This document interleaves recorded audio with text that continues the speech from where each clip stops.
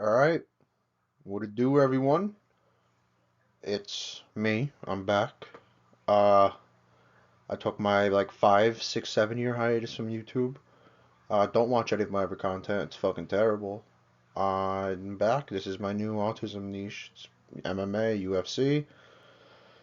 Since we're in the season, here it is. The only 300 predictions you'll ever gonna need, big man. I almost just died there. Let's move on. First match on the card. We got I think he's 8 in the UFC. Davidson Figueiredo going up against Cody Garbrandt. How's the video is going to work? Just beautiful analysis for real. Just points, my predictions at the bottom. So to start, Cody Garbrandt, former champion. The chin of my 79-year-old grandma. On a two-fight win streak. They're all against part-timers. Brian Keller, and I think Terrence Mitchell was the other guy. I'm not 100% sure. Definitely not. But two fights before that, he KO'd Rafael Sunsao back to the Apex prelims. He's an ancient skeleton. And then he also got at flyweight KO'd by a 12-year-old Kai Kara France Fortnite kid. Now for Davidson Figueiredo, he's just a really small man. Like, guys, he's just a small guy. He's a really small guy. He also stalled the flyweight division for about 3 years. Please send us back to those times. The flyweight division's terrible right now. Another different topic. And they beat Rob Font. Really good fight against Rob Font. With that said, I'm still taking Cody Garbrandt. Give me Cody Garbrandt by KO. I think he's going to catch him. Very quick catch. This might be the downfall of Figueiredo. I don't know. Next fight, we got Bobby Green versus Jim Miller. Bobby Green ranked 14th in the UFC on lightweight.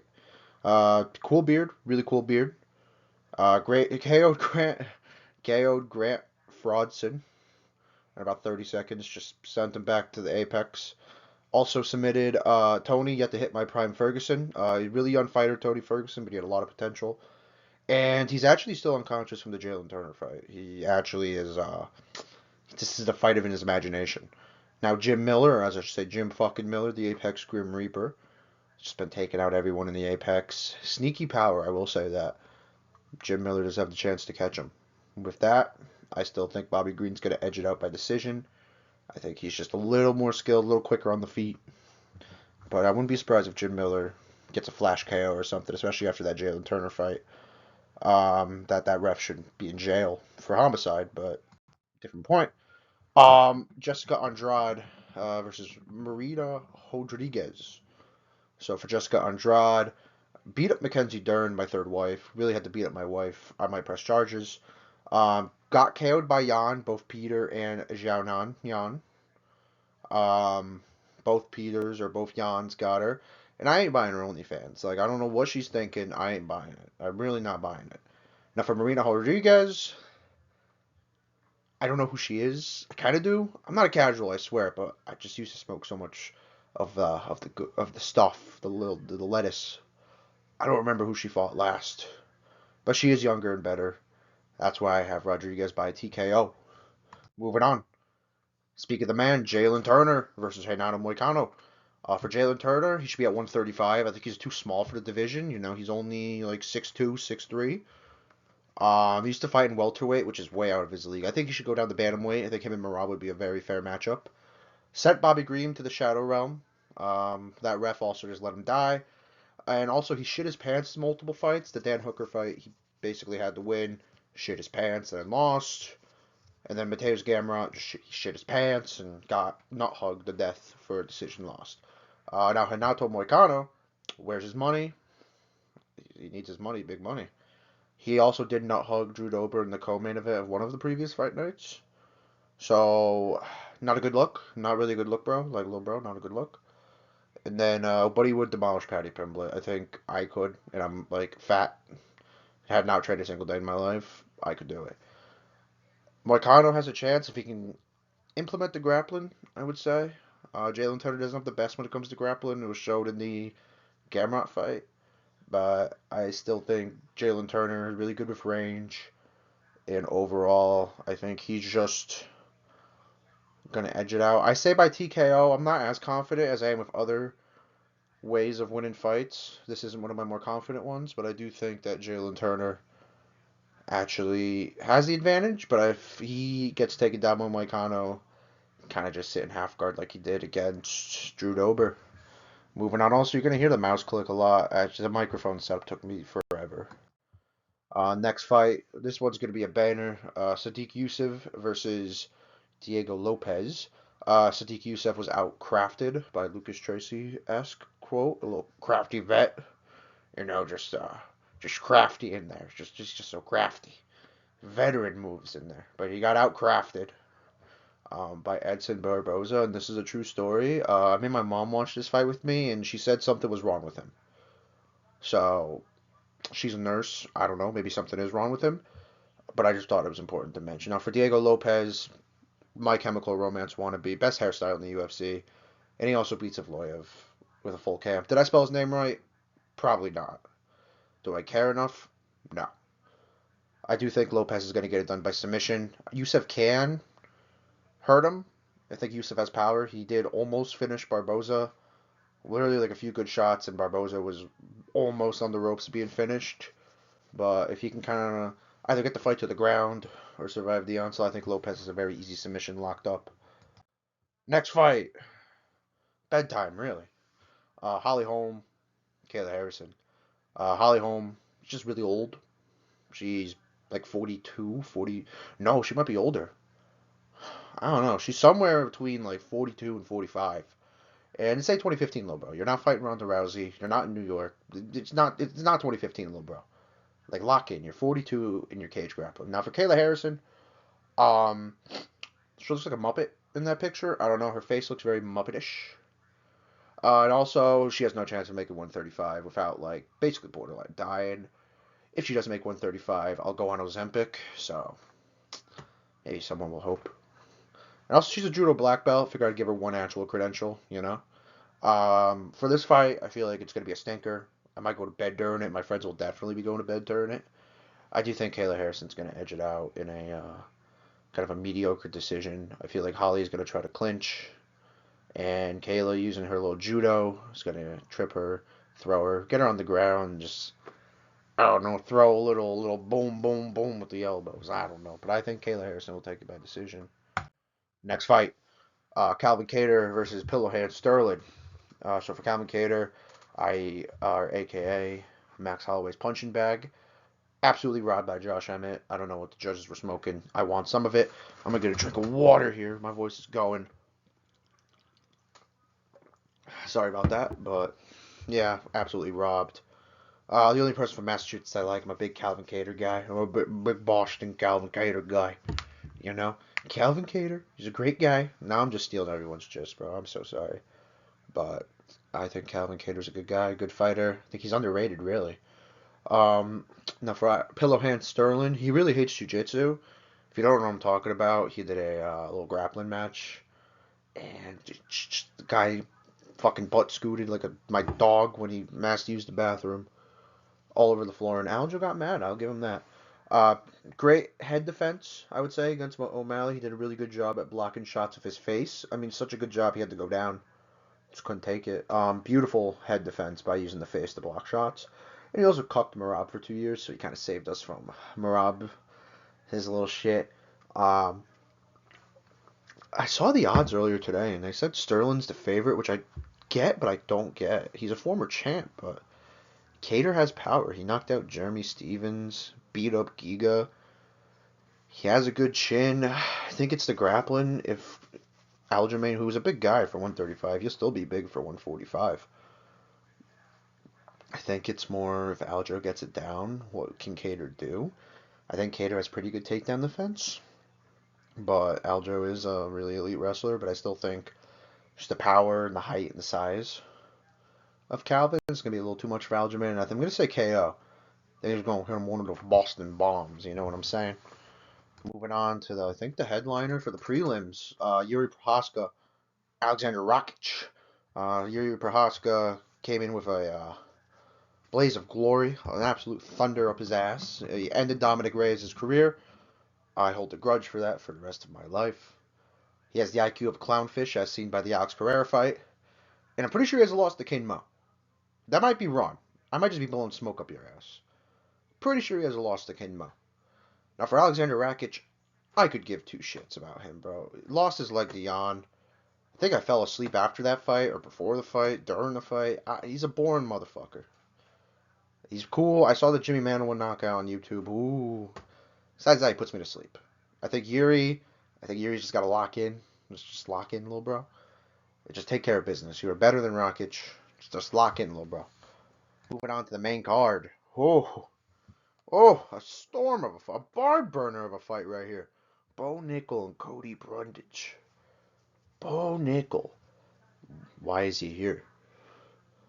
Now, I know why he's here. I can give you an explanation, but like, why is bro here? Should not be on this fucking main card. I get having him on 300. It's a big deal, and I know why you're doing it. It's basically Bo Nickel brings in a pay-per-view buying audience versus people who aren't or younger, I would say, because Bo's usually like middle-aged dads maybe, people that wrestled. He's kind of bringing in that wrestling fan base that's gonna watch the card for him. So that brings in some money. I wouldn't be able to pull exact numbers out of my ass, but he's definitely pulling in some numbers. I like to call him a squirrel by the way he grabbed nuts. Just ask Jamie Pickett that. Only reason why my goat Jamie Pickett won the fight or lost the fight, he should have won. It's because he got his nuts grabbed by Bo the Squirrel Nickel. And then also he is the UFC's prodigal son. They're hyping him up. They're taking him slow. It's like your true love in high school for Uncle Dana. Oil him up, little bro. He's fighting Ikram Aliskerov after this. Just oil him up. Now for Cody Brundage, or Cody Bumdage, whatever we call him, he should be flipping burgers at Whataburger, bro. He should not be here. Should not be in this organization. Should not be fighting. He should be fighting the balloons, making balloon animals at kids' birthday parties. That's about it, bro. Just the bum overall. That said, Bo Nickel by whatever the fuck he wants. If he wants to kiss him to death, wants to sub him, wants to knock him out, wants to just let him lie there and fucking shit himself, he can do whatever he wants to him. This is how stupid of a fight this is. On to the real main card, I would say. Charles Oliveira. Hi, my English no good. Champ has a name, Charles Oliveira. My goat. Not really, but he's one of my favorites. Going up against Armin Weiner Sarukian. So for Charles, maximum aura. Every time the hair's blonde, just oozes aura, I would say. Retired Benny Dariush. Ironically, both these fighters have had a play in Benny Dariush's downfall, which needs to be studied. Finishing expert, I would say, pause. I think he has maybe the most finishes in UFC history. I know, or maybe in a career. He's got a lot of finishes out of like I think he's got maybe 31 finishes out of his 39 wins. Something ridiculous like that. But honestly, if fight goes to the ground, he has power. And overall, I think he's also the underdog in this fight. Everyone's riding with the young guns. Arman, Armin Sararkian, Weiner. He did get robbed against Gamrot. That's true. The judges were on some absolutely smoking something. Sent Benny Dariush to the retirement home. So Charles retired him, and Arman got him enrolled into the retirement home. He also got dropped by someone. I forgot his name. Kind of a bum. He did end up finishing him, but he did get dropped. Not a good look, little bro. With that said, I think Charles is going to win by submission. Give me Charles by either a first round stunner or it goes the distance, wears on Arman, hits him with a shot. He's drained. Maybe he can take the back. I say he wins by submission. On to the next fight. Just looked at the slides. This is terrible. Justin Gaethje versus Max Holloway. Justin Gaethje is definitely on the spectrum. I'd just like to say that up front. Either the CTE spectrum or the autism spectrum. Maybe both. Just an FYI, I can't say that. I also am on the spectrum, so we're insulting each other. Brother on brother crime. But he definitely is on something. He's a strange feller. Very strange guy. Also, out of all the custom shorts I've seen in the UFC 300 so far, worst ones. Like, the dude was just like, went on fucking Canva, found this American flag background, put it on a default pair of pants. When he got fucking Zhang Weili with the whole Chinese dragon, red and yellow, Got Holloway with the flowers for like Hawaii. You got Alex with the beautiful colors and design, and then you got Justin Gaethje's little Canva copy and paste on the fucking Microsoft Paint. So definitely the worst custom shorts of all of them. Mythical fighter though, Patient Gaethje. You saw it against Fiziev. Just taking his time, being real patient. Found his shots. Now on to my guy of the day, Max Holloway. The Crimson Chin, as one might say. Dude has the chin of goddamn titanium. Him and Martin Vittori need to be studied in a lab. I don't know what the fuck to put in their chins. He actually did bulk up this time. We saw him last back against Poirier for the interim lightweight title. I don't remember the year. Maybe 2018, I think it was 2016. I think it was both Habib, yeah. But he had a good fight against Poirier. Yes, Poirier. He did lose, but he did win a few rounds off him. I think it was 2-3. I think he won 1-2 and then lost the last three. I'm gonna get flamed by anyone that watches this because I don't know what the hell I'm talking about. I just got so much knowledge. I don't know any of it. Also, I think he's underrated in this fight. You know, people are kind of sleeping on him because of his last performance at 155 when he kind of just ate a lot of burgers and went up to 155 on the scales. I think this time he actually took it seriously. Gaethje definitely has a chance to pull the worst case scenario and just absolutely fucking kill his chin. He's done forever. This fight's kind of unfortunate too because I do like both of them. I'm rooting for Max a little more, but I do like Gaethje. I got nothing against him. He's just a little off on the spectrum, if you know what I mean. But I like them both. I think that I'm gonna call an upset here. I feel like I've called a few upsets, mainly the Garbrandt fight, and we'll get to another upset I think a few people aren't going to like. But I think Holloway's going to take it by decision. I think he's going to shock people with the way he gets in with the combinations. I want to say it was Bedtime MMA, shout out him, the GOAT of MMA YouTube, talking about how Justin's usually this big counter shot guy, so Max throws one, Gaethje wants to throw that too, but I think Max is really good at getting the first and the third. That's the term I've been hearing. The first and the third. So he's gonna get that first shot. Gaethje's gonna counter, but he's gonna roll with it or weave out of the way. He's gonna throw another counter punch. So he's gonna be leading the dance and ending the dance, which is really important for this fight. And I think if he can kind of get into his flow state, like you saw against Cater, a little bit against Rodriguez, TKZ, Aldo fights, he gets into that flow state. I think he could be very dangerous. Moving on to the co-main event of the evening, our second title fight of the night, the Battle of China. Zhang Weili versus Yao Xiaonan. A little bit about Zhang Weili, the most dominant champ in the UFC right now. Who the fuck else would it be? Can't say John Jones, dude who wants to threaten the drug tester. Pantoja puts on snoozers, can't say him. I would say Volk, but he's gone. You could say Islam, you can make a case for Islam, but his only two title defenses are against a featherweight. Like, bro, lock in. Fight a lightweight, bro. Fight a lightweight, little bro. Fight someone your own size, little bro. So I'd have to say Zhang Weili, to be honest. You could say Leon Edwards, but he's only fought two guys. Held the title once after being a bum. Fought fucking Usman for a third time, which was a good fight, admittedly. And then just shit on Colby Covington. So I'm not impressed. Drickus is new. Alex is new. And then John Jones doesn't fucking fight. For the women's division, Grasso has only fought Shevchenko. Kel Pennington is the funniest thing I've heard this week. I would say Zhang Weili is definitely the most dominant champ in the UFC right now. The second Chinese champ, though. Everyone's saying she's the first. Everyone doesn't clearly know who Israel Adesanya is. The first real Chinese champ, guys. Lock in. Trust. And also sent Rose Namajunas to 125. She also sucks up there, too. She did just beat, I forgot her name. Holy cow. Not Lemos. Who'd she beat? Nah, not Richie. Oh my god, I forgot who she fought. Oh my god. Amanda Hebos. Amanda Hebos. Kind of a snoozer of a fight, but she did beat Amanda Hebos. Anyway, so that's kind of a bit about Zhang Weili. Now Yan Xiaonan. They should have had this fight in China, to be honest. You're never going to get a China versus China championship fight again unless somehow Yao Xiaonan wins this and they do a rematch in China. Yao Xiaonan did KO an OnlyFans model, so doing some public justice, good points. But she stands no chance. I don't care. they're gonna have to put concrete in her fucking gloves for her to stand a goddamn chance. I do think Whaley by decision, but I will not be surprised at all if I see a finish, whether it be a TKO or a submission. Zhang Whaley is just too dominant. I think she's going to be the champ for however long she wants until she moves on up to 125. Moving on to the dumbest fight on the card. Just get in the main event. Alex. Whoa, whoa, whoa, whoa, whoa, whoa, whoa, whoa.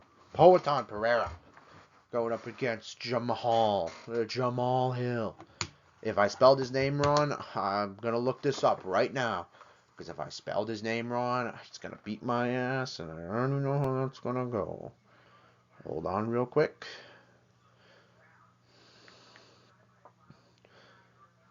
I spelled it right, baby. Lock me in. Lock me in. Anyway, excuse me. Alex Pereira. Most delusional fan base in the... Not delusional fan base. Delusional fan base. Absolutely crazy. Acting like bro is better than John Jones, GSP, Habib, Demetrius Johnson. Dude had 7 UFC fights, maybe? I don't understand how you can not finish Bruno fucking Silva, but can KO Yuri. This shit makes no sense. But Alex Pereira. Just his fans are just so fucking annoying, bro. Like, they just be... Dog. They just start talking like him, dog. However, as much as I'm shitting on him, best thing to come out of Connecticut since the Pez Factory. You know, he fights out of Danbury. CT's got to represent CT, which is ironic because I don't have him winning. And he also just grunts a lot, you know. Whoop, whoop. A lot of yapping going on upstairs. Next thing. Jamal Sweet Salty Tears Hill. Salty. Very salty. He's faster than you think, though. Really is. Watches him some fights back. He's a fast guy. The only thing is, guy leaves himself open when he throws, which could be a problem against Alex Pereira. But I think if he can get a quick finish, I think he can kind of shock people and get the upset KO against Hill. That's why I'm going with Pereira, and that's why I'm going with Jamal Hill by second round KO. But yeah, that's the fucking fight predictions, man.